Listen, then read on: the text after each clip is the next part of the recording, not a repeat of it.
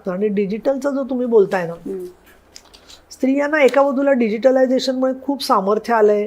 त्या फार पटापट तंत्रज्ञानाचा उपयोग करतात, सगळी माहिती त्याच्यामधून पोचवली जाते. परंतु त्या तंत्रज्ञानाचा उपयोग करून तिचंच शोषण करणारे सुद्धा वासनांध आणि फार गुन्हेगारी प्रवृत्तीचे लोकसुद्धा आज आपल्याला समाजात वावरताना दिसतात.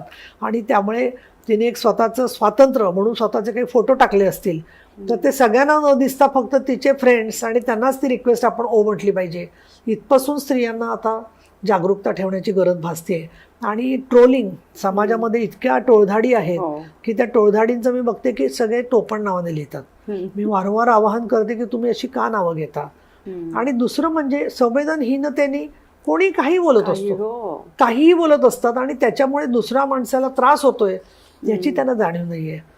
खूप मुलींच्या सायबर क्राईमच्या केसेस येत आहेत. खरं तर केंद्र सरकारने मध्ये खोटे अकाउंट काढून मुलींची चित्र विकणारे वगैरे त्या सुलतान वेबसाईट आणि अशा काही वेबसाईट्स पकडल्या. त्याच्यामध्ये 100-150 महिलांचे अशा पद्धतीने केले होते. आणि आज तरुण मुली मला काही जण सांगतात की त्यांना सोडून भीती वाटते की AI चा उपयोग करून आपले चुकीचे फोटो दाखवले जातील काय. तर याच्यावरती आपल्याला अधिक कडक कायद्यांची गरज आहे असं मला वाटतं.